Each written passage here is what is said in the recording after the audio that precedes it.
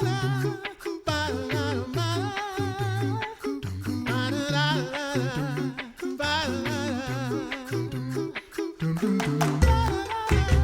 are listening to The Coffee Hour. I'm Sarah Gulseth. Thanks to Concordia University, Wisconsin for your support of The Coffee Hour. You can find out more about Concordia University, Wisconsin at csl.edu. Today we get to talk about art and liturgical art and stained glass windows, and I'm very excited for this conversation today. Joining me is Dr. David Schmitt, Professor of Practical Theology, Chairman of the Department of Practical Theology, and the Benidt Chair of Homiletics and Literature at Concordia Seminary here in St. Louis to talk about the new stained glass windows in the chapel on campus. Thanks so much for joining me today, Dr. Schmitt. Oh, thank you for having me. So before we get into all of the amazing artwork and all of the excitement surrounding the installation and dedication of these windows, can you give me just a little bit of the background, the history of the chapel and the state of the windows prior to this installation of the new windows? Yeah, the chapel was built in 1992. And it was always desire and plan to have stained glass windows in the chapel. But at the time of the chapel construction, we didn't have the funding to fully furnish all of the windows. As you know, there are huge two-story windows throughout the chapel. And so we had the chancel window of St. Timothy and Titus, the namesake of the chapel. And that was done in a faceted glass, and it was a beautiful window. But all of the windows on the transept and then, the sides of the nave, those windows were clear glass. And it was always desired that we would be able to bring windows in. And it wasn't until we received funding from the Finke Memorial Trust that we were able to bring this desire to fruition. Mm-hmm. Now, you just said a term, the faceted glass. Can you explain what that is? Well, I didn't know much of this until I got on the stained glass committee, but the faceted glass, it's much thicker glass. And as you look at it, you can actually see that it's not cut smooth and clean like you would see a pane of glass in a window. It's like a chunk of glass that's stuck into the window. The windows at Concordia College Ann Arbor in their chapel are, I guess, university now, it's just beautiful, and that's faceted glass. And it captures the light in a unique way, and it's very deep and rich in the colors. So the thickness of the glass makes these deep, rich colors. And so that's the glass of the front window. The difficulty with faceted glass is that it deteriorates over time. And so when we were actually planning on working with the windows, there was this question of, do we do the rest of the windows in faceted glass? Do we do the rest of the windows in a different type of glass and then try to make them work with the faceted glass we already have, or do we repurpose the faceted glass window in the front of the chapel somewhere else on campus and then just kind of start anew? And that's the option we finally chose, but we spent some time kind of thinking through which way we wanted to move. And I think part of it was that the faceted glass was going to need to be taken care of, refurbished. And so rather than do more faceted glass that would need that type of upkeep, we thought we would go with a different type of stained glass. Mm-hmm.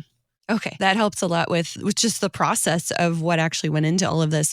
So what was the impetus for choosing to install these new windows? And you mentioned that you're on the committee too. So what was that process like?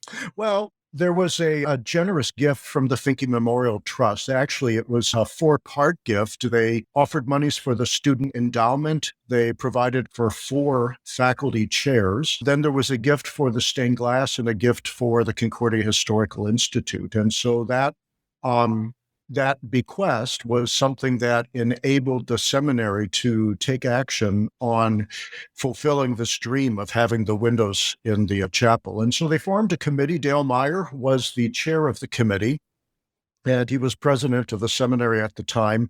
Kent Burrison was on the committee. He was dean of chapel at the seminary at the time and also teaches in liturgical arts. Then we had Jim Brower, who was the former dean of the chapel. He is also a musician, so he's involved in the arts in that way. He was on the committee. I was on the committee. Eric Herman, a historian, was on the committee and an artist himself. And then we had Bill Matzett of Dovetail Creations. He is an artist. He was on the committee. and Marty Haig, the director of campus facilities, and Mike Lewis, the chief operating officer. And so that was the committee. And as you can tell, we had kind of individuals who had different gifts and different backgrounds that they were bringing to the table as we began to think about this project of the stained glass. It took about 6 years of planning and so forth to move from when we started to when the windows were finally installed just this past September. Yeah, that is a lengthy process. And you mentioned a little bit of some of the decisions you had to make with whether to do the faceted glass or to take out the chancel window and all of those things. So what was the initial things you all had to decide to even move forward to choosing an artist and all of those other more artistic things down the line? Yeah, well, I think one of the first things was, since the chapel had been in use since 1992 with all of the clear glass windows, there was a sensitivity to the sensibilities of the worshiping community at present. And we realized that they really enjoyed all of the light, that they appreciated the light that the windows gave, the ability to see through the windows to outside. There was this love of creation that was kind of present here. And so that was one of the things that kind of pushed us away from the faceted glass, because the faceted glass would have not had that transparency. And we began thinking about wanting designs that had transparency. And so we engaged in either 11 or 12 different stained glass companies, and we kind of looked at their work. And then we chose 3 of them that kind of made the finalists. We brought in and talked with much more fully and then visited their places of creation. And the stained glass company we chose was Lynchburg Stained Glass in Virginia. And the reason we chose them is because of the way in which Rich Buswell, who's the senior artist and creative designer, the way in which he works with transparency in the glass, that you have some panes of glass that are actually clear so that you can see outside. You have other panes of glass that are clear but rippled. He has a few pieces that are clear and faceted, and so they sparkle like diamonds, and they really throw off the light depending upon where the sun is at the day. And then even with some of the colored glass, it's pretty transparent. Much of the glass was made in Germany.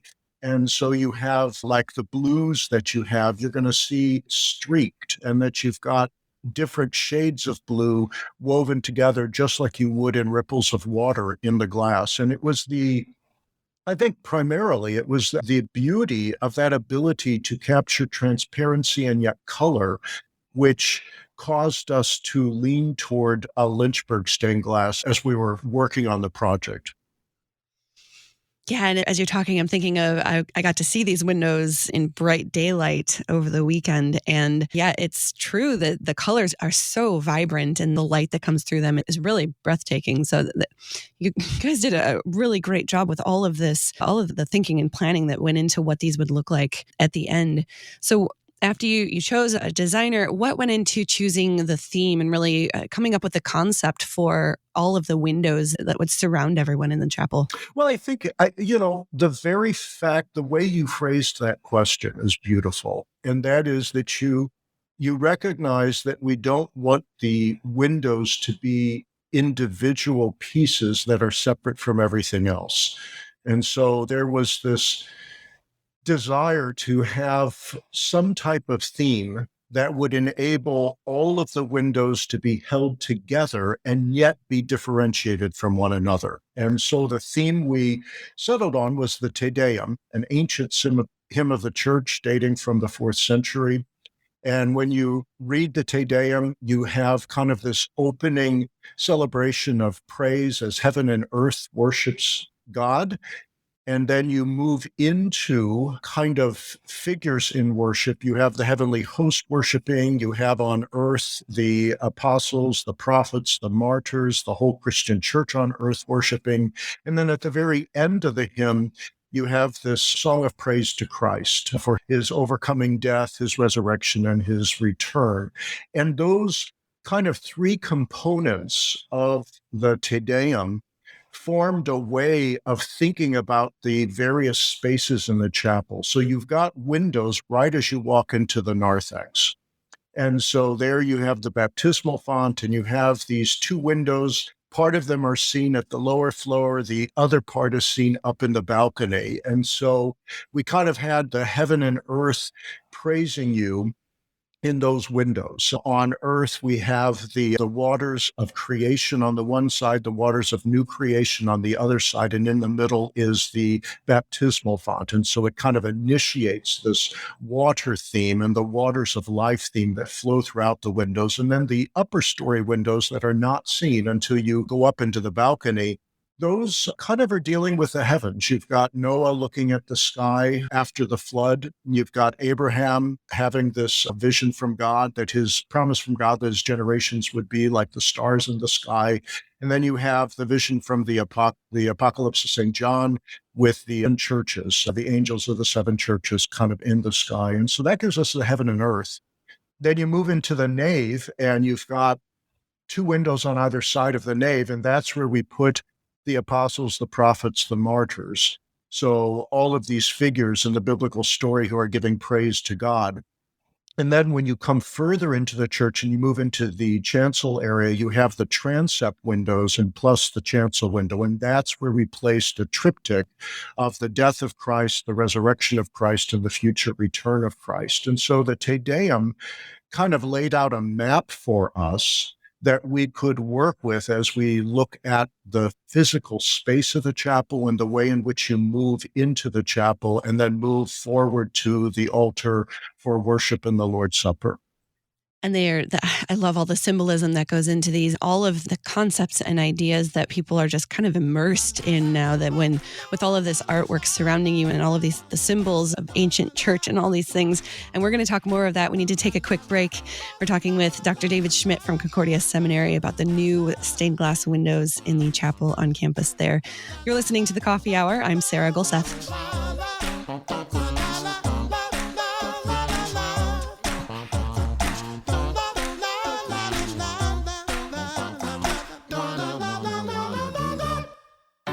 At Concordia University, Wisconsin, we believe you were created for a reason: to use your God-given gifts to help others, to live a life of self-sacrifice in a me-first world, to live a life that's uncommon. Whether you're taking one of 50-plus online programs or learning with us in person on the shores of Lake Michigan, you'll be equipped to make an uncommon impact. Learn more at csl.edu. Concordia University, Wisconsin. Live uncommon.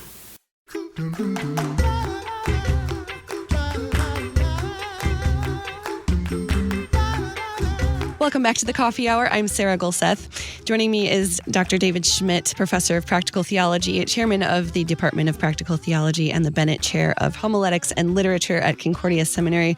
We're talking about the beautiful new stained glass windows and all of the preparation and planning and work that went into designing them, symbolism, and all of these wonderful things that people can experience now when they walk into the chapel. And before we went to break, you were getting into the theme of the Te Deum and how this theme kind of moves people through the chapel. So I know we're on radio, so this is a little challenging because we're talking about visual art here, but I would love it if we could kind of take an audio tour around the chapel and some of the cool symbols that people will be able to see. And we'll of course include the video and the pictures for these windows in the show notes so people can look at what we're talking about when they're listening. But can you kind of give us an audio tour around the chapel of some of the highlights of these windows? Oh, sure. By the way, I don't know if it matters, but we actually have an audio visual tour on our website for people at the chapel windows if they ever want to look at them more closely. So it's, you kind of walk into the narthex. You have the waters of creation and new creation on either side, the south and the north side of the narthex.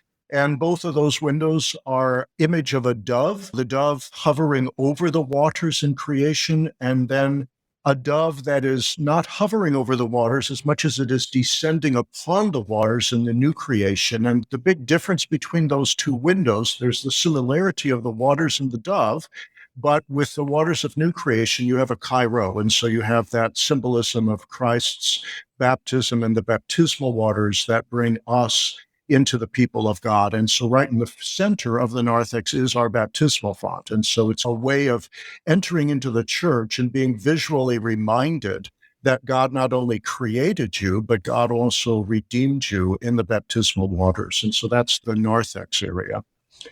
As you move into the nave, you've got 4 windows, 2 on the south, 2 on the north.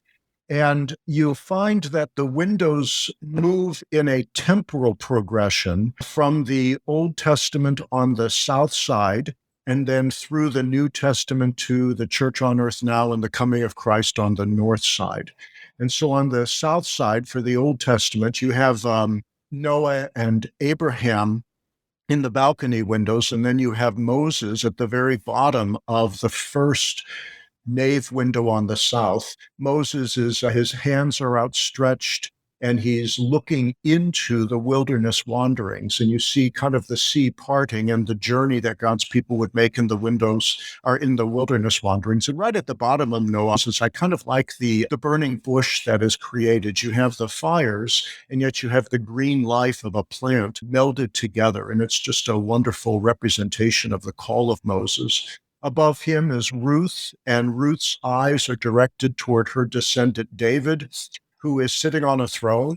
He has a harp recalling his shepherd status, and actually the wooden frame of the harp is made into a shepherd's staff, and yet he's also sitting regally with a crown on his head and a beautiful robe that indicates that God has taken a lowly shepherd and used him to be a king of his people. And then above David is Solomon's temple. So we've got kind of that in the historical narrative of the Old Testament. You get to the next window, we call it the prophet's window.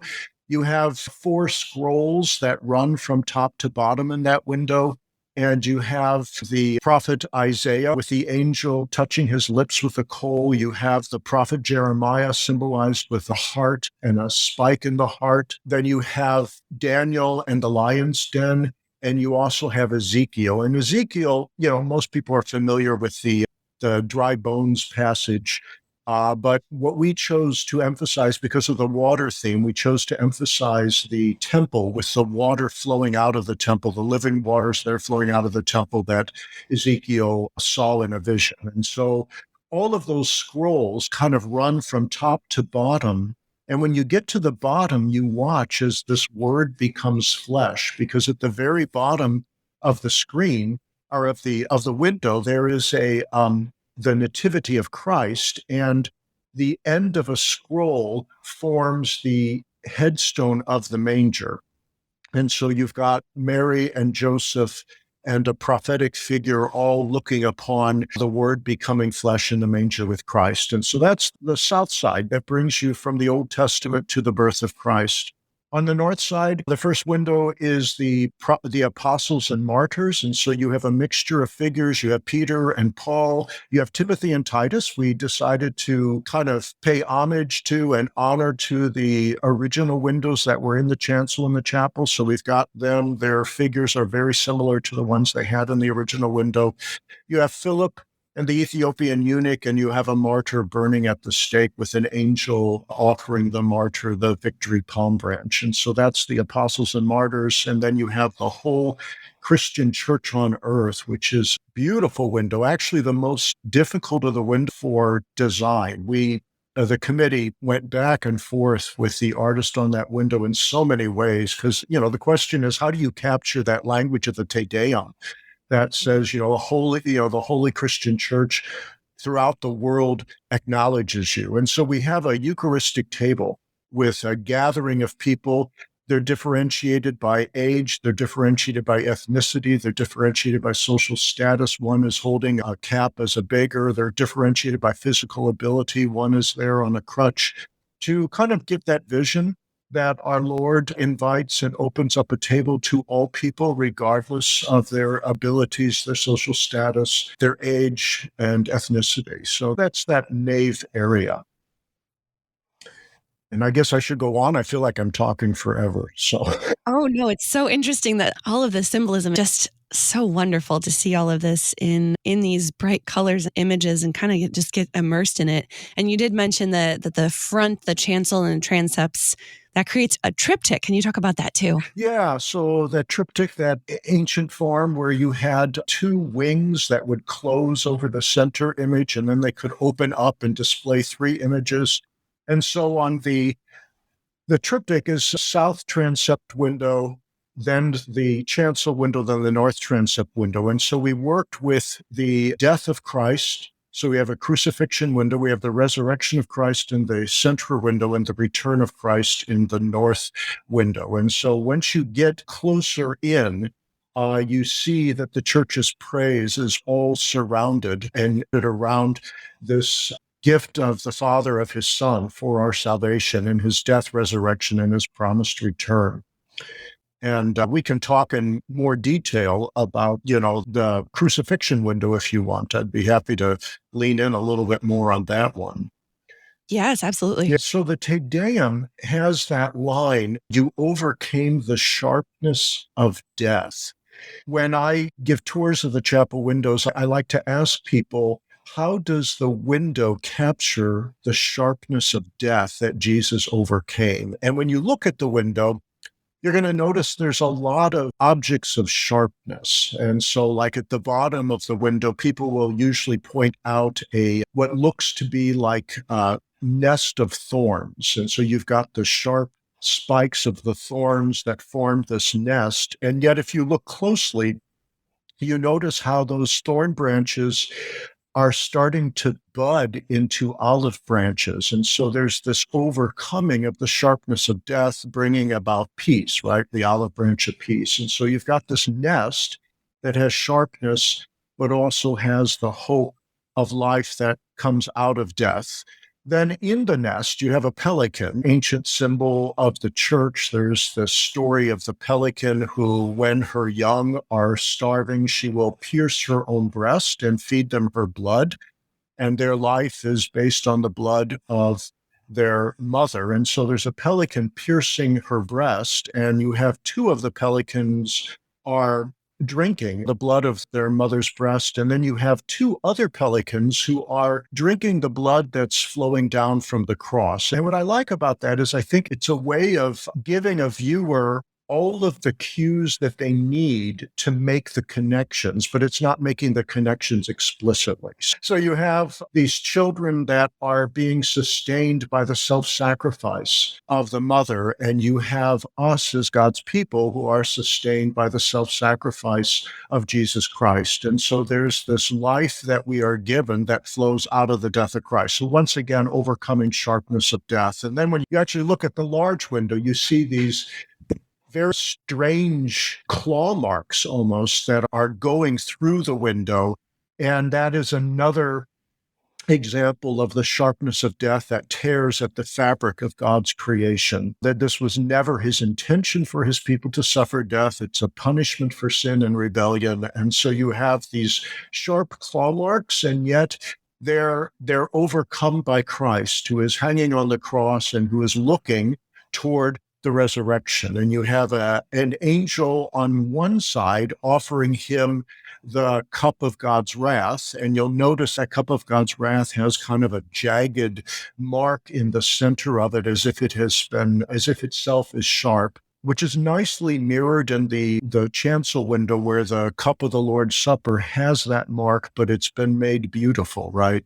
So you got the angel offering Jesus the wrath of God's punishment, the cup of God's wrath, and yet you have another angel placing a palm branch of victory in his hand. And so you once again see this overcoming of the sharpness of death. So it's an absolutely beautiful window. And it's one of the things I like, Jim Brower was a musician, and so he was very interested in the angels and the music that they're making. And, the Te Deum is a hymn of praise. It leads us in our worship and praise. And so there's all of these angels with instruments throughout the windows. But when you look at that crucifixion window, you'll notice that the angels have their instruments, but none of the angels are playing them. They're holding a trumpet.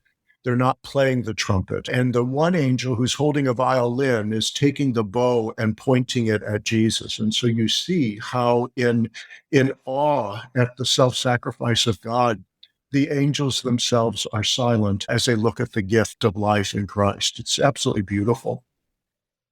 Yeah, that window is very striking, as are all of them, really. And I wish we had more time to talk about more of the beautiful artwork here, but we're all out of time. So we will include the link to the video tour on the Concordia Seminary website, as well as all of the pictures and the descriptions so people can see them. And if you're in the St. Louis area, I highly encourage you to go visit the seminary and view these windows in person. They are really quite beautiful. Dr. David Schmitt, Professor of Practical Theology, Chairman of the Department of Practical Theology, and Benidt Chair of Homiletics and Literature at Concordia Seminary in St. Louis. Thank you so much for joining me today. Thank you for having me. It's been a pleasure. You've been listening to The Coffee Hour. I'm Sarah Golseth. The Coffee Hour with Andy and Sarah is a production of KFUO. To support The Coffee Hour and KFUO Radio, visit kfuo.org. You can also text KFUO to 41444 or send an email to gifts@kfuo.org. And you can call us at 800-844-0524. KFUO. Christ for you, anytime, anywhere.